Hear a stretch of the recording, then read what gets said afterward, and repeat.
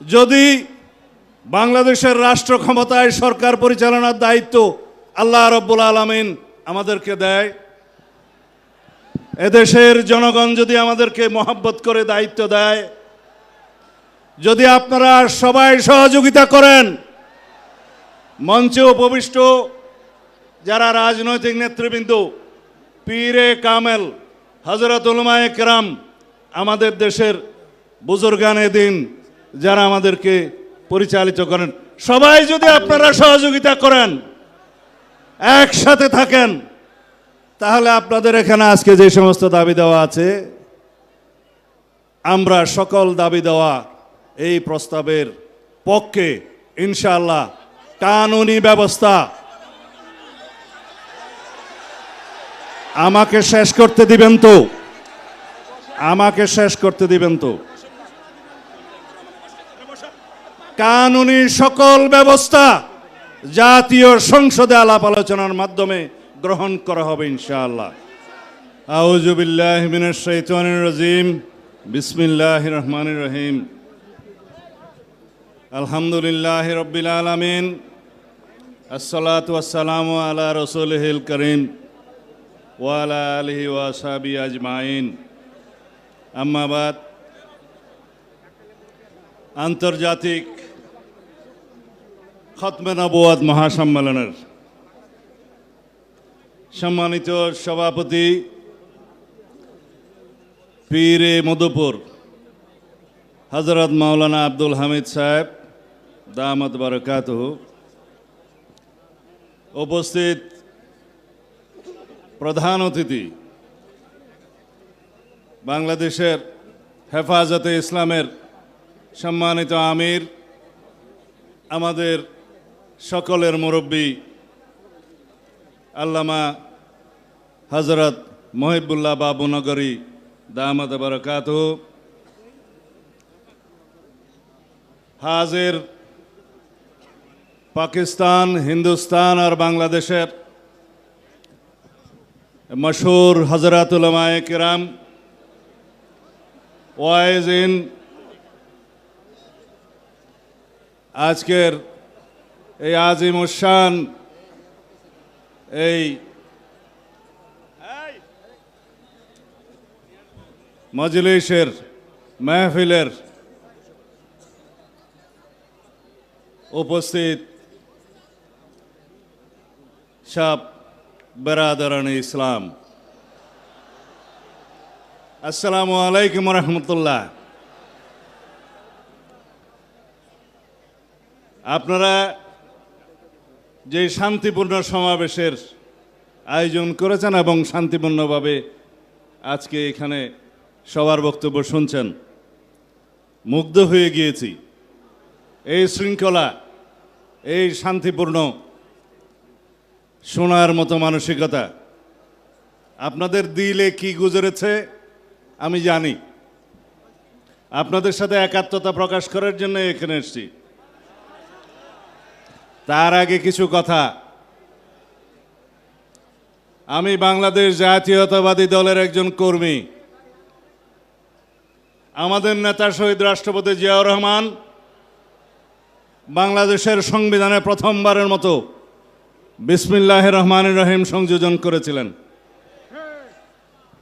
বহাল আছে, অনেকে এটা সরিয়ে দেওয়ার চেষ্টা করেছিল, পারে নাই। কিন্তু যেটা বহাল নাই, রাষ্ট্র পরিচালনার মূলনীতি হিসাবে আমরা যেটা সংযোজন করেছিলাম, শহীদ রাষ্ট্রপতি জিয়াউর রহমান মহান আল্লাহর উপর আস্থা এবং বিশ্বাস সংবিধানের প্রস্তাবনায় ছিল এবং রাষ্ট্র পরিচালনার মূলনীতিতে ছিল। অনুচ্ছেদ ৮-এর মধ্যে সেটা তুলে দেওয়া হয়েছে, আপনারা জানেন।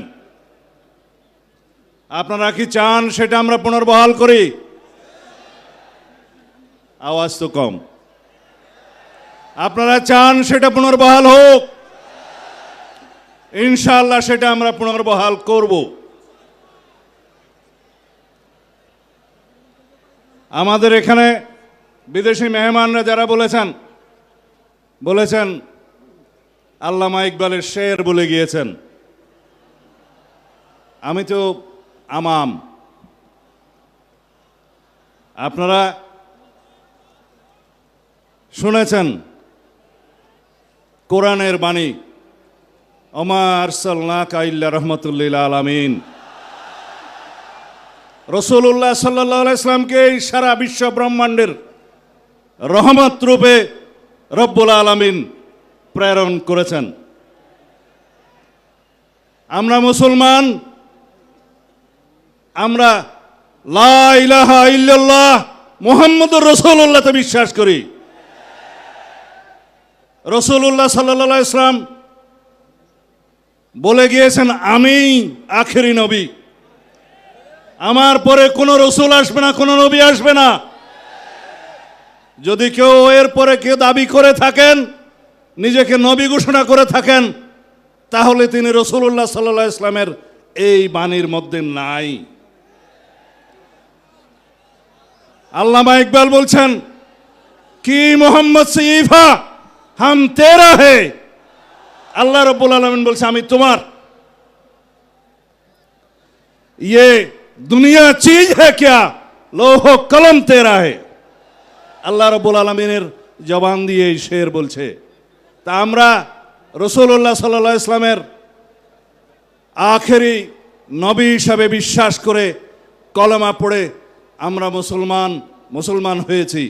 বাংলাদেশের মানুষ হিসাবে আমরা এই দেশের নাগরিক হিসাবে বাংলাদেশি পরিচয়ে বিশ্বাস করি। কিন্তু সারা পৃথিবীতে সমস্ত মুসলমান কौम मिल्लत इस्लामिया मजहब से कौम मजहब से है, मजहब जो नहीं तुम भी नहीं, जज्बाए बाहम नहीं, महफिल अंजुमन भी नहीं। এই হচ্ছে আমাদের শেষ বক্তব্য আল্লামা ইকবালের ভাষায়। বলছে, যদি মিল্লাত ইসলামী আমরা একাট্টা থাকি, সারা পৃথিবীতে আমাদের শক্তি। আমরা এই কওম হিসাবে, মুসলমান হিসাবে পৃথিবীতে বিভক্তির কারণে আজকে প্যালেস্টাইন আমাদেরকে হত্যা করছে, গাজাতে নির্মম হত্যাযজ্ঞ চলছে, সারা পৃথিবীর বিভিন্ন জায়গায় আমাদের রোহিঙ্গা ভাইদেরকে হত্যাযজ্ঞে শিকার হতে হচ্ছে শুধু আমাদের দুর্বলতার কারণে। যাই হোক, আপনারা যেটা শুনতে চাচ্ছেন সেটা বলি।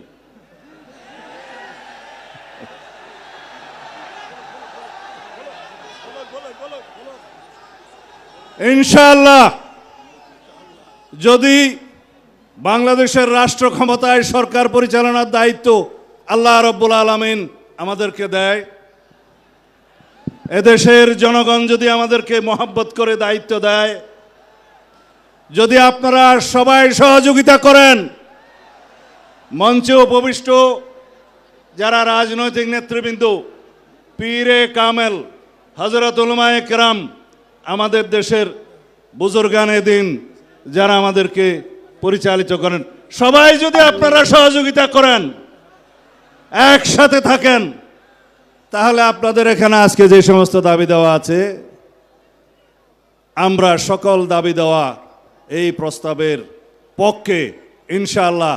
কানুনি ব্যবস্থা, আমাকে শেষ করতে দিবেন তো, আমাকে শেষ করতে দিবেন তো। কানুনি সকল ব্যবস্থা জাতীয় সংসদে আলাপ আলোচনার মাধ্যমে গ্রহণ করা হবে ইনশাআল্লাহ। এই জন্য সমগ্র জাতিকে ঐক্যবদ্ধ থাকতে হবে। যাই হোক, আপনারা যে ভাষায় আমাকে কথা বলতে বলছেন সেটা আইনের ভাষা না। আইনের ভাষা হচ্ছে এগুলো কার্যকর করার জন্য, এই প্রস্তাব গ্রহণ করার জন্য সবাইকে ঐক্যবদ্ধ থাকতে হবে, জাতীয় সংসদে সবাইকে ঐক্যবদ্ধ থাকতে হবে এবং সারা বাংলাদেশের মুসলমানদেরকে ঐক্যবদ্ধ থাকতে হবে। আমরা ইনশাআল্লাহ আপনাদের এই প্রস্তাব গ্রহণ করব। কাদিয়ানীদের মুসলিম ঘোষণা সুস্পষ্ট। আমরা কানুনি ব্যবস্থার কথা বলতে চাই। আমি আগেই বলেছি, যারা রাসূলুল্লাহ সাল্লাল্লাহু আলাইহি ওয়াসাল্লামের পক্ষে নয় তারা মুসলমান হতে পারে না। খোদা হাফেজ। বাংলাদেশ জিন্দাবাদ।